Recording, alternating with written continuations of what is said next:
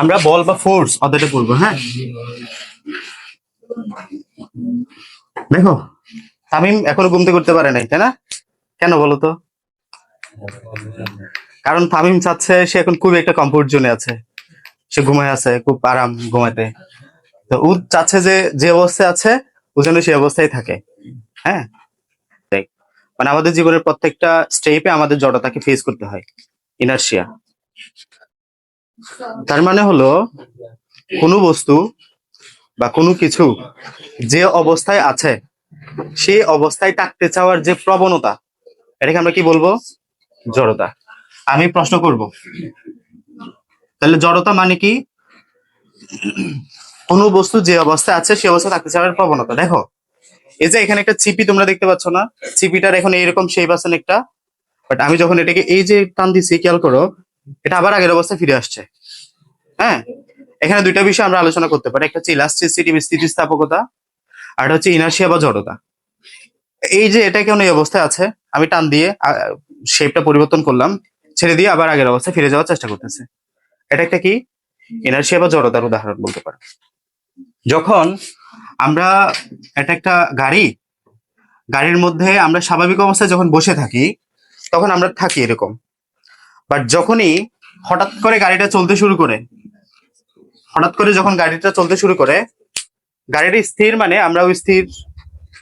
হঠাৎ করে যখন গাড়িটা চলতে শুরু করে আমরা কি দেখি, যে আমরা পিছনের দিকে একটু হেলে পড়ি। খেয়াল করছো? হ্যাঁ, পিছনের দিকে আমরা হেলে পড়ি। পিছনের দিকে কেন? যখন গাড়িটা স্থির ছিল, এই যে রাস্তার মধ্যে যখন গাড়িটা চাকাটা স্থির ছিল, গাড়িটাও স্থির, গাড়ির সাথে আমরাও স্থির। হ্যাঁ, বাট যখনই তুমি গাড়িটাকে গতিশীল করতে চাচ্ছ, গাড়ি একটা ব্যাগ প্রাপ্ত হচ্ছে। অন দ্য আদার হ্যান্ড, মানুষ তো বা যেখানে ওই গাড়ির মধ্যে যে আছে ওই তো স্থির। এখন ওই চাবি স্থিরই থাকতে সে কি করে, তার নিচের অংশটা মানে তার যে পা বা যে অংশটা গাড়ির সাথে লেগে আছে সে অংশটা তো গাড়ির সাথে সামনের দিকে আগায় যেতে চায়, কিন্তু উপরের অংশে যেটা বায়ুমণ্ডলে আছে ওই অংশটা স্থিরই থাকতে চায়। ফলে গাড়িটা হালকা সামনের দিকে এগিয়ে যাইলেও ওই বডিটা চাই যে পিছনের দিকে মানে যে অবস্থা আছে সেই অবস্থায় থাকতে, যে স্থানে আছে ওই স্থানে থাকতে। ফলে আমরা অনুভব করি কি, পিছনের দিকে হেলে পড়া অনুভব করি। বুঝতে পারছো? আবার যখন সেম ঘটনা একটা চলন্ত গাড়ির ক্ষেত্রে হবে, গাড়িটা চলা শুরু করে দিল, গাড়িটা চলতেছে, যখন গাড়িটা চলতেছে, গাড়িটা গতিশীল, গাড়ির মধ্যে যে মানুষ বা যে বস্তুগুলো আছে, যে ড্রাইভার আছে উনিও কি গতিশীল। ড্রাইভারের কথা চিন্তা করো, উনি কি গতিশীল। গতিশীল মানে কি, এটা সামনের দিকে যাচ্ছে, তার বডিটাও কি সামনের দিকে যাচ্ছে প্রতিনিয়ত, একটা ত্বরণে সামনের দিকে আগাচ্ছে, ব্যাগে সামনের দিকে আগাচ্ছে। যখনই তুমি গাড়িটাকে ব্রেক করে দিলা, মানে গাড়িটা স্টপ হয়ে গেল চাকা ব্রেক করার কারণে, কিন্তু মানুষটা তো আলাদা কোনো ব্রেকিং সিস্টেম আছে বডির? না। যখনই গাড়িটা স্টপ করে দিলা, কিন্তু মানুষটা তো তোমার ওই গাড়ির মধ্যে আছে, ফলে তার নিচের অংশ থেমে গেল গাড়ির সাথে সাথে, কিন্তু উপরের অংশ যেটা উপরের দিকের অংশটা এটা থামে নাই, এটা সামনের দিকে আগায় যেতে চাই। ফলে আমরা সামনের দিকে হেলে পড়া অনুভব করি। কথা বুঝছো? তাহলে দুইটা ঘটনা দেখলাম। এই সেকেন্ড ঘটনাটা বিশেষ করে ছেলেরা যখন বাইকে কোনো ফিমেল পার্সনকে উঠায় তখন এটা তারা ট্রায়াল দেয়, তাই না? ফারজান জানবে বিষয়টা। তাহলে আমরা দুইটা ঘটনা বললাম, একটা হচ্ছে যে যখন স্থির গাড়ি চলা শুরু করে তখন পিছনের দিকে হেলে পড়ে, প্রশ্ন দুটো পরীক্ষা আসতে পারে। যখন স্থির গাড়ি চলা শুরু করে তখন পিছনের দিকে হেলে পড়া, এটা আমাদের কোনো বস্তু স্থির অবস্থায় আছে, সেটা গতিশীল হইতে চাচ্ছে না, সে স্থিরই থাকতে চাচ্ছে, তাহলে এটা একটা জড়তা। তবে এটাকে আমরা স্থির জড়তা বলবো। কি জড়তা? স্থির জড়তা। কারণ কি, কোনো বস্তু স্থির আছে, সে আজীবন ওই স্থিরই থাকতে চায়, এই জন্য এটাকে আমরা কি বলবো? স্থির জড়তা। যখন আমরা দ্বিতীয় উদাহরণ বললাম, বস্তু দুটাই গতিশীল, বস্তু দুটো আজীবন গতিশীল থাকতে চায়। হ্যাঁ, আজীবন গতিশীল থাকতে চায়। গতিশীল থাকতে চাওয়ার জন্য যখনই সে গতির পরিবর্তন হলো, পিছনের দিকে হেলে পড়লো, তার মানে সে আজীবন গতিশীল থাকতে চায়, সে স্থির হতে চাচ্ছে না। আজীবন গতিশীল থাকার যে প্রবণতা, গতিশীল থাকতে চাওয়ার যে প্রবণতা, এটাকে আমরা কি বলবো? গতি জড়তা। গতি জড়তা। তাহলে ইনার্শিয়া বা জড়তাকে আমরা শুরুতে বলি ডেফিনেশন। ইনার্শিয়ার ডেফিনেশন কি বলবা? জড়তার সংজ্ঞা কি বলবা? কোনো বস্তু যে অবস্থায় আছে সে অবস্থায় থাকতে চাওয়ার যে প্রবণতা, এটাকে কি বলবা? জড়তা বা ইনার্শিয়া। একদম সহজ। যে বস্তু যে অবস্থায় আছে আজীবন সে অবস্থায় থাকতে চাওয়ার যে প্রবণতা, এটাকে কি বলবা? জড়তা। জড়তা দুই প্রকার, স্থির স্থির জড়তা, গতি জড়তা। স্থির জড়তা মানে কি? যে বস্তু স্থির অবস্থায় আছে সে আজীবন যদি স্থির অবস্থায় থাকতে চাওয়ার যে প্রবণতা, এটাকে কি বলবা? স্থির জড়তা। আর গতি জড়তা মানে কি? কোনো বস্তু গতিশীল অবস্থায় আছে সে আজীবন গতিশীল থাকতে চাওয়ার যে প্রবণতা, এটাকে কি বলবা? গতি জড়তা। বুঝা গেছে? উদাহরণ দিয়ে বলতে পারবা? Okay. তাহলে এই কনসেপ্টটা তোমাদের একটু মাথায় রাখতে হবে, হ্যাঁ?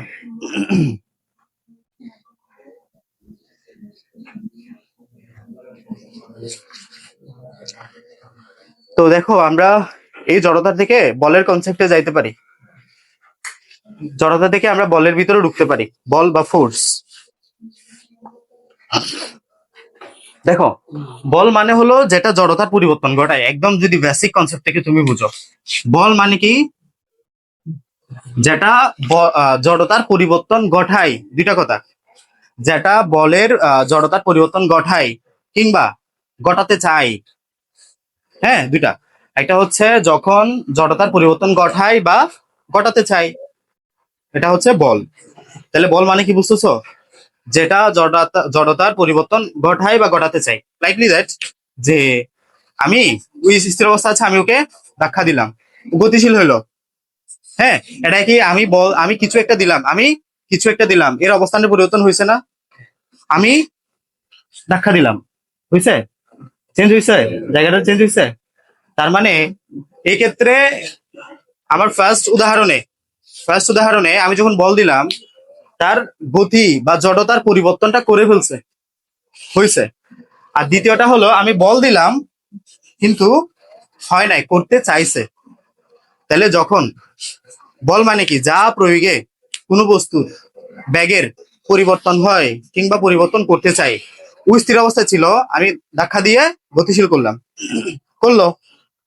এই দেওয়ালটা স্থির, আমি ধাক্কা দিয়ে গতিশীল করার চেষ্টা করলাম, হয়েছে কি? না। তাহলে যখন পরিবর্তন হয় কিংবা হতে চাই বা করতে চাই, এটা হচ্ছে যে বল বা ফোর্স। এখন আসলে আমরা যদি এই দুইটা বিষয়কে একসাথে করে নিউটনের প্রথম সূত্রটা পড়ি। নিউটনের টোটাল 3টা সূত্র আমরা পড়বো। নিউটনের কয়টা সূত্র? 3টা। Newton first law. সবাই বইটা একটু খোলো এবার।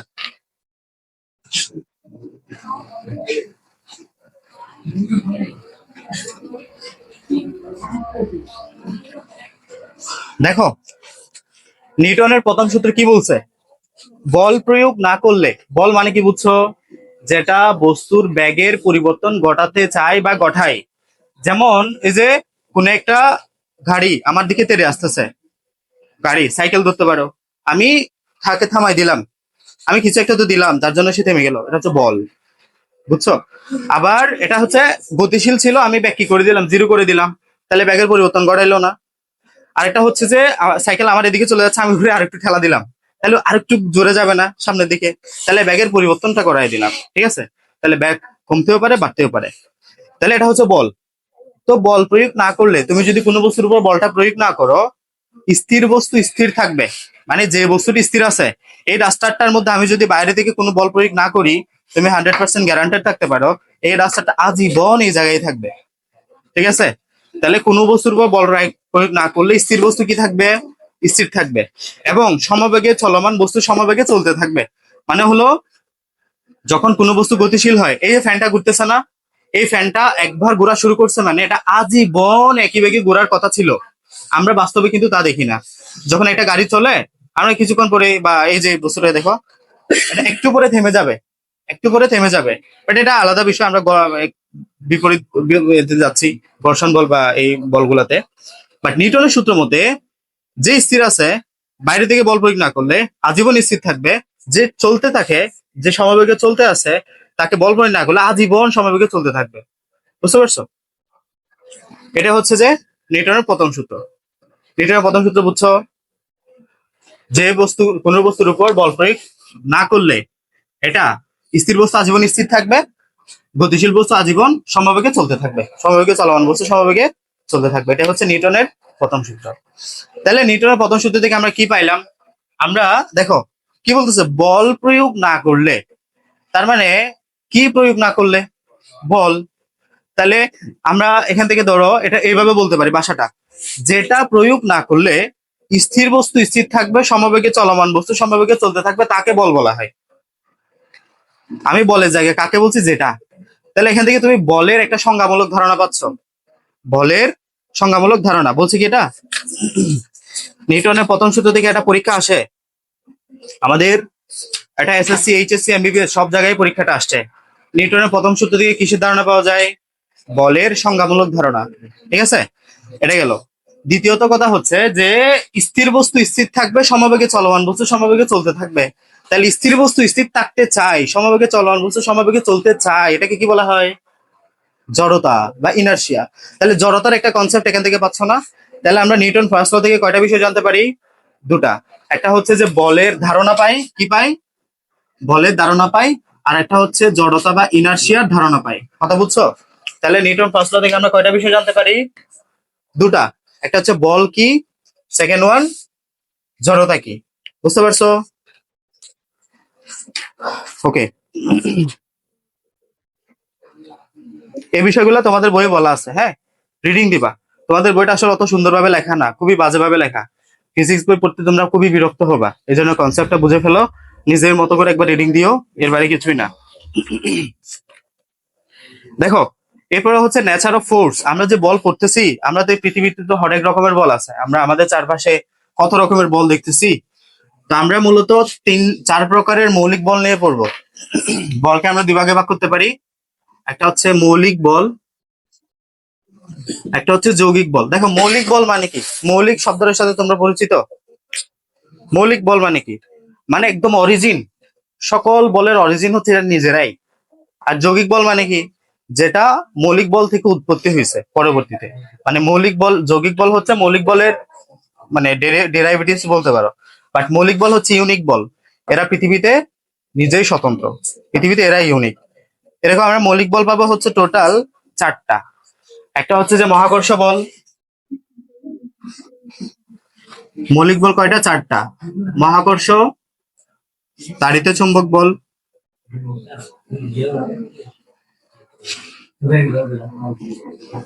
সবল নিউক্লিয় বল,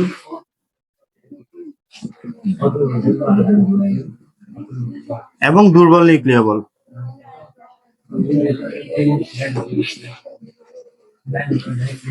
তাহলে মৌলিক বল কয়টা? চারটা। মহাকর্ষ বল, তাড়িত চুম্বক বল, সবল নিউক্লিয় বল, দুর্বল নিউক্লিয় বল।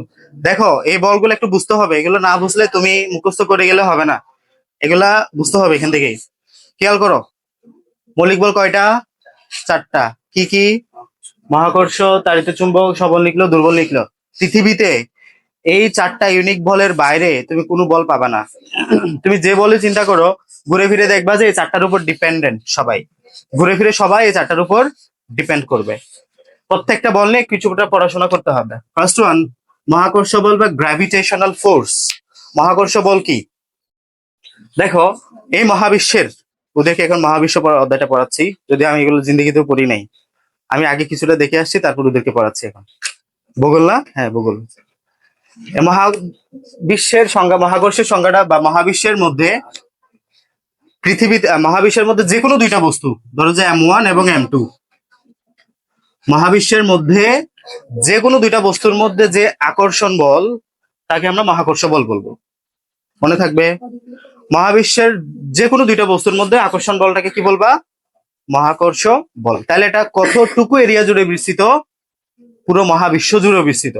মহাকর্ষ বলটা কোথায় আছে? পুরো মহাবিশ্বে আছে, মহাবিশ্বের যে কোনো দুইটা বস্তু। বুঝতে পারছো?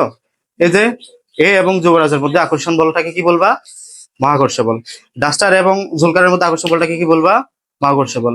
পৃথিবীর সাথে এই যে মঙ্গল গ্রহের সাথে জুলকারের আকর্ষণ বলটাকে কি বলবা? মহাকর্ষ বল। বুঝতে পারছো? তাহলে মহাবিশ্বের যে কোনো, এরা দুইজনই মহাবিশ্বের মধ্যে আছে কিন্তু, তাহলে মহাবিশ্বের যে কোনো দুইটা বস্তুর মধ্যে যে আকর্ষণ, তাকে কি বলবা? মহাকর্ষ বল। আরো স্পেসিফিক্যালি বলতে গেলে এটা হচ্ছে সূর্য। সূর্যের চারপাশে বিভিন্ন গ্রহ উপগ্রহ গুলা ঘূর্ণায়মান থাকে, পৃথিবী, মঙ্গল, বুধ, শুক্র, নেপচুন, ইউরেনাস, এগুলা সূর্যকে কেন্দ্র করে ঘুরে, তাই না? এটা পৃথিবীর কথা চিন্তা করো, ধরো আর্থ, পৃথিবীটা সূর্যকে কেন্দ্র করে ঘুরতেছে।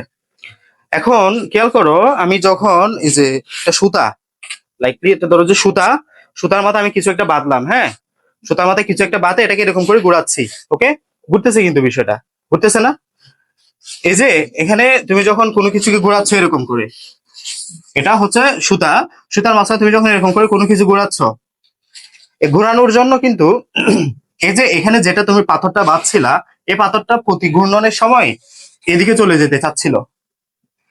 সো এটা হচ্ছে কেন্দ্র বিমুখী বল, কিন্তু এই সুতার একটা টান বল আছে, যে টান বলের সাহায্যে আলটিমেটলি সেদিকে ঘুরতেছে, হ্যাঁ, এদিকে ঘুরতেছে। তো আমি সিম্পলি যদি বলি, এই পাথরটা নির্দিষ্ট বৃত্তাকার পথে ঘুরতেছে কেন? কারণ সুতা দিয়ে এটা আটকানো আছে বিদায়। এখানে সুতার মধ্যে এবং পাথরের মধ্যে একটা কি বল কাজ করতেছে? টান বল। যে টান বলটাকে ইউজ করে সেদিকে ঘুরতেছে, তাই না? যে টান বলটাকে ইউজ করে সেদিকে ঘুরতেছে। কিন্তু সূর্য হলো এটা, পৃথিবী হলো এটা, তাহলে সূর্যকে কেন্দ্র করে পৃথিবী কোন বলে ঘুরে? এখানে তো কোনো রশি বাঁধা আছে নাকি? আমি যেমনটা এখানে রশি বাঁধছি বাঁধছি পাথরের মধ্যে, তারপর এটা ঘুরছে, কিন্তু সূর্যের সাথে কি পৃথিবীর মধ্যে রশি বাঁধা আছে? সূর্যের সাথে কি মঙ্গল গ্রহের মধ্যে রশি বাঁধা আছে? তাহলে এটা কেমনে ঘুরে? নিশ্চয়ই এর মাঝখানে কোনো একটা কিছু তো আছে যার জন্য এটা ঘুরতেছে। এই যে কোনো কিছুটাকে আমরা কি বলবো? মহাকর্ষ বল। বুঝছো? তাহলে মহাকর্ষ বলের উদাহরণ যদি দিতে বলে কি বলবা? সূর্যের চারদিকে পৃথিবীর আবর্তন। সূর্যের চারদিকে পৃথিবীর আবর্তন কোন বলের উদাহরণ? মহাকর্ষ বা গ্র্যাভিটেশনাল ফোর্স। খেয়াল করো, পৃথিবী কত বড়? তার চাইতেও শতগুণে হাজার গুণে বড় কে? সূর্য। তার চাইতেও শতগুণে হাজার গুণে বড় আবার গ্যালাক্সি, তোদেরকে এখনই পড়েছিলাম, হ্যাঁ। সো গ্যালাক্সি আবার, এই যে সূর্য কিন্তু গ্যালাক্সিকে কেন্দ্র করে ঘুরতেছে, মানে এগুলা ছোটখাটো কোনো বিষয় না, অনেক বড় বড় বিষয়, যে মহাবিশ্ব। তাহলে এই জায়গার মধ্যে একটা বল, এটা হচ্ছে মহাকর্ষ বল, যে মহাকর্ষ বলের জন্য পুরো পৃথিবী, পুরো পৃথিবী তোমার ঘুরতেছে, পুরো সূর্য চারপাশে ঘুরতেছে। এবং এই মহাবিশ্ব বলের মানটা কত জানো? মহাকর্ষ বলের মানটা, মানে তোমার কি মনে হচ্ছে না মহাকর্ষ বলের ভ্যালুটা আসলে কত বড় হইতে পারে? যত বড় হলে এই সূর্যকে কেন্দ্র করে এটা এরকম আটকে ধরে আছে, আর পৃথিবীটাকে সূর্যের সাথে আটকে ধরে আছে। বুঝতে পারছো? কিন্তু ইন্টারেস্টিং পয়েন্ট হলো, এই চারটা বলের মধ্যে সবার চাইতে কম শক্তিশালী বল হচ্ছে মহাকর্ষ বল। সবার চাইতে কম শক্তিশালী বল এটা। বুঝতে পারছো? চারটা বলের মধ্যে সবার চেয়ে কম শক্তিশালী বলকে মহাকর্ষের পরীক্ষা এমসিকিউতে আসে এটা। এবং এই মহাকর্ষ বলের জন্য কিন্তু ঘুরতেছে। তার মানে চিন্তা করে এই বলগুলা কত বেশি হতে পারে এবার। বুঝতে পারছো? মহাকর্ষ বল বুঝছো? সংজ্ঞা কি বলবা? মহাবিশ্বের যে কোনো দুইটা বস্তুর মধ্যে যে আকর্ষণ, এটাকে কি বলবা? মহাকর্ষ বল। আচ্ছা, মহাকর্ষ বল আকর্ষণ ধর্মী না বিকর্ষণ ধর্মী বলো তো? অলওয়েজ আকর্ষণ, বিকর্ষণ তো করবে না কখনো। মহাকর্ষ বল অলওয়েজ আকর্ষণ। আর একটা হচ্ছে পাল্লা, একটা বক্স দেওয়া আছে। মহাকর্ষ বলের পাল্লা হচ্ছে অসীম। অসীম মানে কি? পুরো মহাবিশ্ব জুড়ে কাজ করতেছে এটা। মহাকর্ষ বলটা পুরো মহাবিশ্ব জুড়ে কাজ করতেছে, এই জন্য এটার পাল্লা কি বলবা? অসীম, মানে অসীমে কাজ করে এটা। এবার আসো তাড়িত চুম্বক বল, ইলেকট্রোম্যাগনেটিক ফোর্স।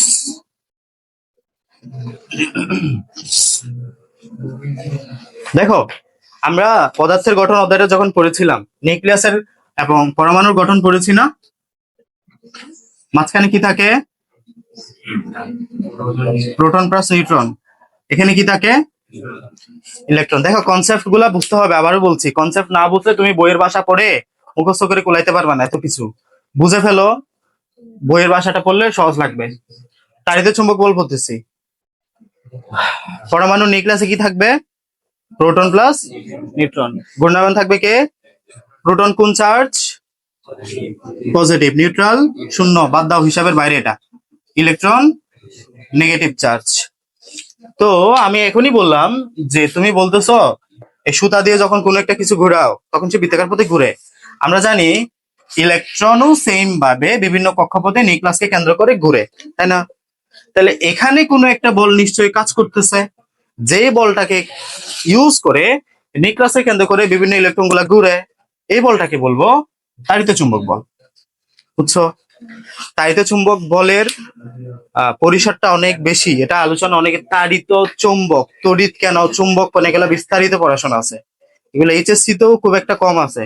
ইঞ্জিনিয়ারিং যদি কখনো পড়ো তাহলে বুঝবা। এইচএসসি তেও কিছুটা আসে আমাদের, আলোক বিজ্ঞান এখানে কিছুটা পড়ানো হয়, বাট এগুলো অনেক বিস্তারিত পড়া, তড়িৎ চুম্বক তাড়িৎ চুম্বক। তাহলে এখানে জাস্ট আপাতত এটা বুঝো যে উদাহরণ হিসেবে যে নিউক্লিয়াসের মধ্যে পজিটিভ নেগেটিভের মধ্যে যে আকর্ষণ, এটাকে কি বলবা? তাড়িৎ চুম্বক বল। দেখো এরপরে হচ্ছে সেম ভাবে এখানে তুমি যদি পজিটিভ নেগেটিভে যদি আকর্ষণ হয়, হোয়াট হ্যাপেন?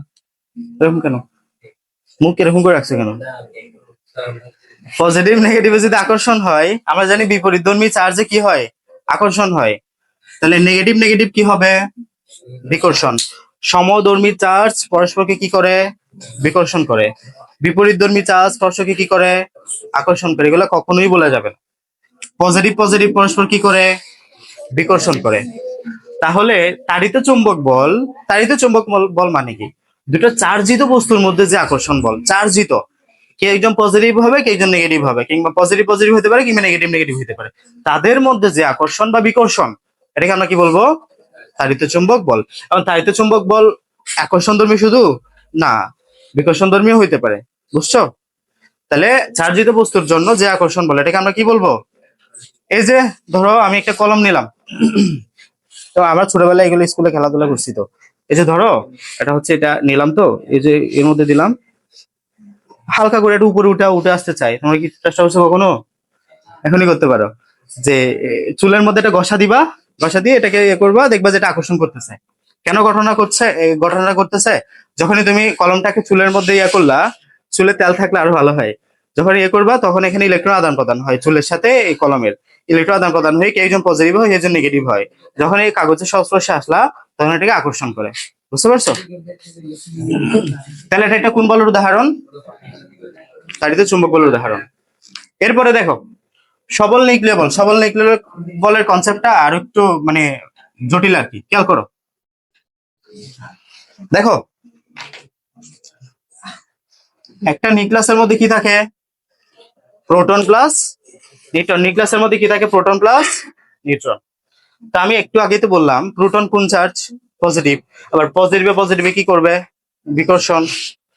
তাহলে খেয়াল করো, আমরা হাইড্রোজেনের বেলায় পারমাণবিক সংখ্যা কত? 1, হিলিয়ামের বেলায় 2, লিথিয়ামের বেলায় 3, বেরিলিয়ামের বেলায় 4, বোরন 5, কার্বন 6, নাইট্রোজেন 7, অক্সিজেন আর ক্লোরিন নিয়ন সেভাবে যাইতে থাকবে। তার মানে একটা পরমাণুতে পারমাণবিক সংখ্যা যত বাড়তেছে প্রোটন সংখ্যাও তত বাড়তেছে মানে হলো এখানে প্রোটন সংখ্যা তত বাড়তেছে, বাড়তেছে। প্রোটন কোন চার্জ? পজিটিভ। তাহলে এখানে পজিটিভ চার্জটা বৃদ্ধি পাচ্ছে না, ঘটনা কি হবে? আমরা জানি পজিটিভে কি করে? তাহলে ছোট্ট একটা জায়গার ভিতরে এতগুলো পজিটিভ বিকর্ষণ না করে কি থাকবে? অবশ্যই বিকর্ষণ করবে। এবং এই বিকর্ষণের মান যে কোনো যেন তেন বিকর্ষণ না, খুবই শক্তিশালী বিকর্ষণ। নিউক্লিয়াসের মধ্যে প্রোটনে বিকর্ষণের মান তুমুল ভাবে বাড়তে থাকবে, প্রচন্ড রকম ভাবে বাড়বে। নিউক্লিয়াসের মধ্যে প্রোটনে কি করবে? বিকর্ষণ করবে, এবং বিকর্ষণের মানটা অনেক বেশি। এখন বাড়লে কি হবে? নিউক্লিয়াস স্থিতিশীল থাকতে পারবে না, ফেটে যাবে, ব্লাস্ট হবে, অস্থিতিশীল অবস্থা প্রাপ্ত হবে। কিন্তু আমরা এমনটা দেখি না, আমরা দেখি নিউক্লিয়াস সুন্দরভাবে আছে। কেন? এখানে কিন্তু কি আছে? নিউট্রন। প্রোটনে যতক্ষণে তোমার বিকর্ষণটা বাড়তে থাকবে, ভাইস ভার্সা প্রোটনে নিউট্রনে এক প্রকার আকর্ষণ বল কাজ করে, যে আকর্ষণ বলটা এতটা বেশি যে প্রোটনে যে বিকর্ষণ হচ্ছে বিকর্ষণের মানটাকে নিউট্রালাইজ করে দেয়। বুঝতে পারছো? তাহলে নিউট্রনে একটা আলাদাভাবে বলের উদ্ভব হয়, যেটা হচ্ছে কি? আকর্ষণ বল। এই আকর্ষণ বলের মানটা এতটা বেশি, প্রোটনে যে বিকর্ষণ হচ্ছে এই বিকর্ষণের বলটাকে কি করে দেয়? প্রশমিত করে দেয়, নিউট্রালাইজ করে দেয়। এই আকর্ষণ বলটাকে আমরা বলবো সবল নিউক্লিয় বল। বুঝতে পারছো? সবল নিউক্লিয় বল মানে বুঝছো? সবল নিউক্লিয় বল কোথায় থাকে? নিউক্লিয়াসের মধ্যে। এবং কোথায় কাজ করতেছে? প্রোটনের সাথে নিউট্রনের মধ্যে। ঠিক আছে? কিন্তু যখন এই প্রোটন অনেকগুলা বেড়ে যায়, ধরো যে 87 এর বেশি বেড়ে যাচ্ছে, 81, 87, পারমাণবিক সংখ্যা আর কি 118 বলো না, 81-র উপরে যদি যাও, প্রোটন সংখ্যা 81টার বেশি হয়ে যাবে না? 87টার বেশি হয়ে যাবে না? এতটার বেশি চাইলে প্রোটনে নিউট্রনের যে আকর্ষণ বল, পৃথিবীর সবার চেয়ে শক্তিশালী বল হচ্ছে সবল নিউক্লিয় বল। মহাকর্ষ বল ছিল সবার চেয়ে কম, আর সবার মধ্যে সবার চেয়ে বেশি শক্তিশালী বল কোনটা? সবল নিউক্লিয় বলটা। পৃথিবীর সবার শক্তিশালী বল যেটা, ওটাকেও ফেল করে দেয়। প্রোটন যখন 87 বা 81 চাইতে বেশি হয়ে যায়, প্রোটনে বিকর্ষণের মানটা এতটা বেড়ে যায়, প্রোটনে নিউট্রনের যে আকর্ষণ বল সবল নিউক্লিয় বল, এই সবল নিউক্লিয় বলটা ফেল করে, তখন আর স্থিতিশীল থাকতে পারে না। তখন আমরা একটা বিশেষ প্রক্রিয়া দেখি, সেটা হচ্ছে তেজস্ক্রিয়তা বা রেডিও অ্যাক্টিভিটি। এই অধ্যায়ের লাস্টের দিকে আমরা এটা পড়বো, রেডিও অ্যাক্টিভিটি। রেডিও অ্যাক্টিভিটির ফলে কি তৈরি হয়? আলফা, বিটা, গামা রে প্রডিউস হয়। ঠিক আছে, এই যে বর্তমানে যুদ্ধ বলি না আমরা, ইরান এবং ইসরায়েল আমেরিকার সাথে যুদ্ধ চলতেছে, তো বলা হয় তৃতীয় বিশ্বযুদ্ধ যখন হবে তখন পরমাণু যুদ্ধ শুরু হবে। পরমাণু যুদ্ধ মানে হলো তখন বিভিন্ন দেশ এই রেডিও অ্যাক্টিভিটিকে ইউজ করবে, মানে হলো তেজস্ক্রিয়তা, তোমার তেজস্ক্রিয় পদার্থ ইউজ করবে। তেজস্ক্রিয় পদার্থ যদি একবার ইউজ করে ফেলে, এবং মর্টালিটি রেট কত জানো ওই যুদ্ধের? 100 জনের মধ্যে 99 জন মারা যাবে। যে যুদ্ধের মধ্যে তেজস্ক্রিয়তা ইউজ করবে বা রেডিও অ্যাক্টিভিটি ইউজ করবে, ওই যুদ্ধে তোমার মর্টালিটি রেট হবে প্রায় 99%। বেঁচে থাকবে না কেউ, কারণ এগুলো এত বেশি যে না, জাপানের হিরোশিমা নাগাসাকিতে মারছে না, ওইটার ফল ওই জায়গার মানুষজন এখনো ভোগ করতেছে। কারণ এই যে আলফা বিটা গামা, এটা চেইন রিয়েকশন একটা, তোমরা যখন পড়বা তখন একবার দেখবা যে ক্রিপ্টন ভেঙে আবার এটাতে পরিণত হচ্ছে জ্যানন সামথিং, মানে এটা চেইন রিয়েকশন, ভাঙতেই থাকবে, আজীবন চলতেই থাকবে। ওই যে মাটিতে পড়ছে না, ওইখানে ফসল ফলাদি আছে না, ওই ফসল ফলাদি যারা খাচ্ছে তারা এগুলোতে আক্রান্ত হচ্ছে। দেখা যাচ্ছে ওই এলাকার বাচ্চারা যারা জন্মগ্রহণ করতেছে তারা প্রতিবন্ধী জন্মগ্রহণ করতেছে, বিকলাঙ্গ, কারো জন্মের সময় হাত নাই, পা নাই, মাথা নাই, এভাবে করে হচ্ছে। মানে এটা ওই এলাকার জন্য মানে পৃথিবী ধ্বংস হয়ে যাবে যদি এভাবে করে চলতে থাকে। প্রত্যেকটা দেশে যদি একটা একটা পারমাণবিক বোমা মারা হয় আর কি, বুঝছো? তাহলে এটা মূলত এই যে আমাদের রেডিও অ্যাক্টিভিটির ফসল। যে সবল নিউক্লিয় বল যখন ফেল করতেছে এখানে, তখন প্রোটনের বিকর্ষণ এত বেশি বেড়ে যায় যে তোমার এখানে তেজস্ক্রিয়তার উদ্ভব হয়। ঠিক আছে, পিয়েরে কুরি এবং মাদার কুরি দুজন স্বামী স্ত্রী ছিল, এরা দুজন এই তেজস্ক্রিয়তা আবিষ্কার করছে। পিয়েরে কুরি এবং মাদার কুরি, এরা দুজন স্বামী স্ত্রী, মানে হাজব্যান্ড ওয়াইফ। তারা নোবেল পুরস্কারও পাইছে এটার জন্য। এবং সবচেয়ে ভয়াবহ মানে দুঃখের বিষয় হলো, এই দুজন মারা গেছে তেজস্ক্রিয়তার প্রভাবে। তারা জীবনে এত বেশি রিসার্চ করছে তেজস্ক্রিয়তা নিয়ে, পরবর্তীতে তারা মারাই গেছে তেজস্ক্রিয়তার জন্য, বুঝছো? দুজন আবার নোবেল পুরস্কারও পাইছে তেজস্ক্রিয়তা আবিষ্কারের জন্য। তাহলে সবল নিউক্লিয় বল গেল। সবল নিউক্লিয় বল কাকে বলে বলতে পারবা? নিউক্লিয়াসের প্রোটন নিউট্রনের মধ্যে যে আকর্ষণ বল, তাকে কি বলা হয়? সবল নিউক্লিয় বল। এরপর হচ্ছে দুর্বল নিউক্লিয় বল। দুর্বল নিউক্লিয় বল কিছুই না, জাস্ট মনে রাখবা বিটা রশ্মি নিশ্চিত হয় আমাদের ইয়ার ফলে। বিটা রশ্মি নিশ্চিত হলে এটাকে আমরা কি বলবো? দুর্বল নিউক্লিয় বল বলবো। আপাতত এখান থেকে আর কিছু জানতে হবে না। সবচেয়ে মনে রাখো সবল নিউক্লিয় বলের আমাদের যে মান, এটা হচ্ছে সবার চেয়ে বেশি, মহাকর্ষ বলের মান সবার চেয়ে কম। পাল্লাটা বলতে পারো, সবল নিউক্লিয় বল কতটুকু এরিয়া জুড়ে কাজ করে? 10⁻15 মিটার। খেয়াল করো, জায়গাটা খুবই ছোট। এই যে তুমি বলতেছো নিউক্লিয়াসের মধ্যে কাজ করে, নিউক্লিয়াসটা কতটা ছোট? নিউক্লিয়াসটা কতটা ছোট? পরমাণু তো এমনিই ছোট, পরমাণু ছোট না? পরমাণুর মধ্যে আবার নিউক্লিয়াস। আমরা পড়ছি যখন আলফা রশ্মি তোমার বিচ্ছুরণ কণা পরীক্ষাটা পড়ছিল তোমরা এইচএসসি তে, মনে আছে? তাহলে আলফা রশ্মি বিচ্ছুরণ পরীক্ষা যখন আমরা দেখি, তখন দেখি 20,000টার মধ্যে একটা বিপরীত দিকে ফিরে আসছে। নিউক্লিয়াসের আকারটা এতটা ছোট, এতটা ছোট। ওই নিউক্লিয়াসের মধ্যে কাজ করতেছে কি? সবল নিউক্লিয় বল। তাহলে 10⁻15 মিটার এরিয়া জুড়ে কাজ করতেছে, কতটা ছোট জায়গা, বুঝতে পারছো? এই বলটা যদি এবার আমাদের এখানে কাজ করতো, কি ঘটনা হইতে চিন্তা করো। হ্যাঁ, আমাদের মৌলিক বল শেষ। তাহলে মৌলিক বল কয়টা?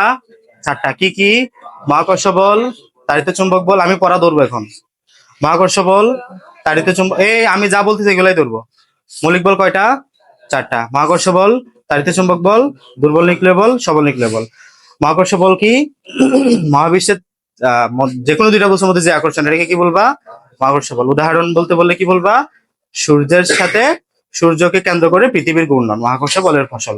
এরপরে কি বলবা? যে তাড়িত চুম্বক বল, নিউক্লিয়াসের মধ্যে যে ইলেকট্রন এবং প্রোটনের মধ্যে যে আকর্ষণ বল, এটাকে কি বলবা? তাড়িত চুম্বক বল। অথবা দুটো চার্জিত বস্তুর মধ্যে যে আকর্ষণ, এটাকে কি বলবা? তাড়িত চুম্বক বল। তাড়িত চুম্বক বল, দুটাই হতে পারে, পজিটিভ হতে পারে, নেগেটিভ হতে পারে, মানে আকর্ষণ বিকর্ষণ দুটাই হতে পারে। সবল নিউক্লিয় বল কি? নিউক্লিয়াসের মধ্যে প্রোটন এবং নিউট্রনের মধ্যে যে আকর্ষণ বল, এটাকে কি বলবা? সবল নিউক্লিয় বল। ঠিক আছে, এটা পাল্লা কত? 10/16 মিটার। পৃথিবীর সবচেয়ে শক্তিশালী বল কোনটা? সবল নিউক্লিয় বল। ওকে, দুর্বল নিউক্লিয় বল বইয়ে যা আছে এটা বললেই হবে। ঠিক আছে, এরপর জড়তা কি বললাম? কোনো বস্তু যে অবস্থায় আছে সে অবস্থায় থাকতে চাওয়ার যে প্রবণতা, এটাকে কি বলবা? জড়তা বা ইনার্শিয়া। জড়তা কয় প্রকার? দুই প্রকার, স্থির জড়তা, গতি জড়তা। স্থির জড়তা মানে কি? যে স্থির আছে আজীবন স্থির থাকতে চায়, এটাকে কি বলবা? স্থির জড়তা। গতি জড়তা মানে কি? যে গতিশীল আছে আজীবন গতিশীল থাকতে চায়, এটাকে কি বলবা? গতি জড়তা। বুঝতে পারছো? ঠিক। এরপরে আর দুইটা কনসেপ্ট আমি শেষ করে দিচ্ছি, এরপরে আমরা ভরবেগে ঢুকবো, মোমেন্টাম। খুবই ছোট বিষয় যে সাম্যতা এবং সাম্যতাবিহীন বল। সহজ বিষয়।